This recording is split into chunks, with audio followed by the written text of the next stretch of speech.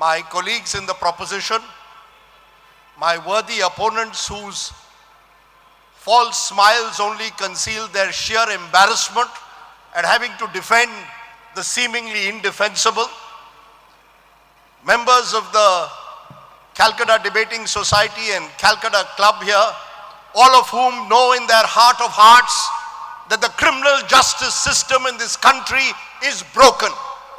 Let's cut the crap that we've heard for the last 40 minutes and admit it.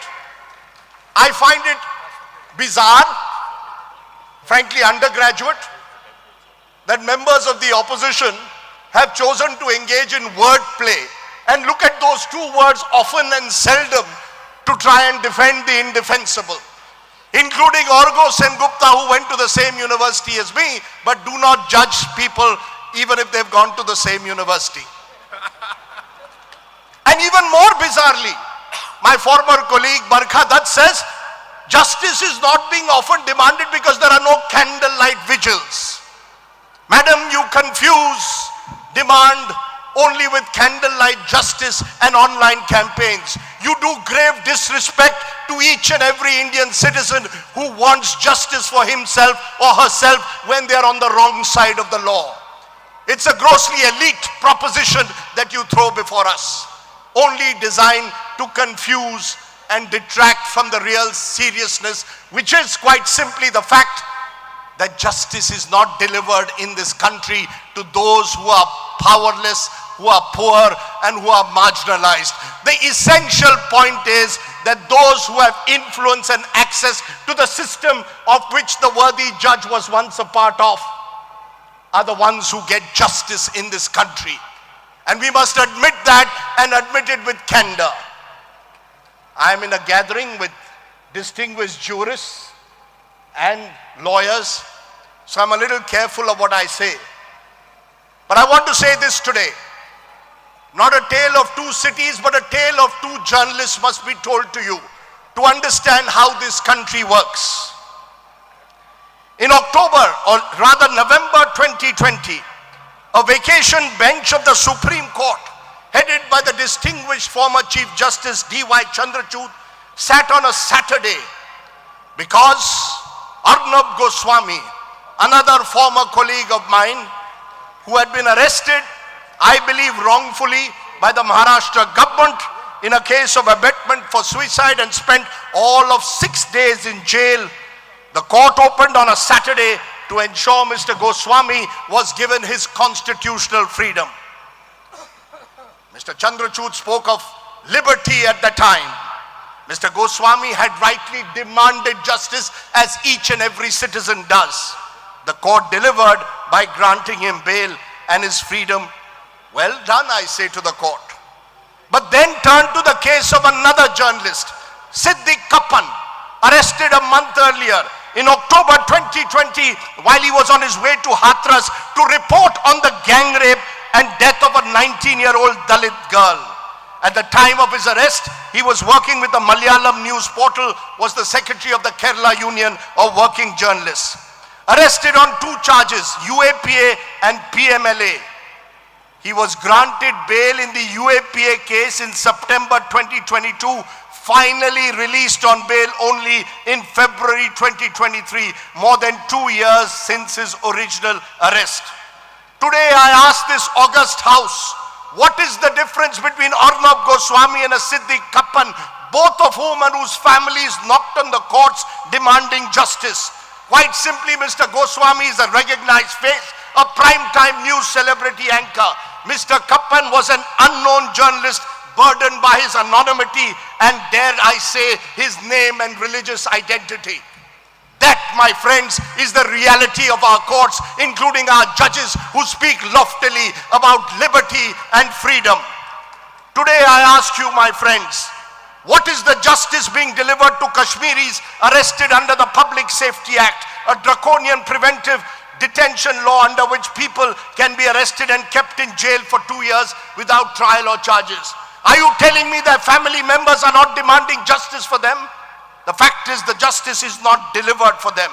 I ask you again, what indeed is the justice that is delivered to a Father Stan Swami, an octogenarian priest who who is arrested under UAPA only because he demanded tribal rights. And what is the delivery of justice in his case when the old man is denied a straw sipper by the courts and denied a straw sipper as an 82-year-old who eventually dies in custody? And contrast him with the Subroto Roy Sahara, who's given special facilities in Tihar jail, Wi-Fi and whatever else he needs. We are a grossly unequal society and our justice mirrors the inequality. The judge who watches me out there knows the state of our legal aid system.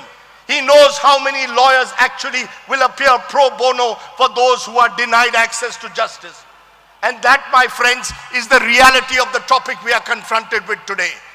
Each and every one of us demands justice for victims. You don't need a candlelight vigil to demand justice.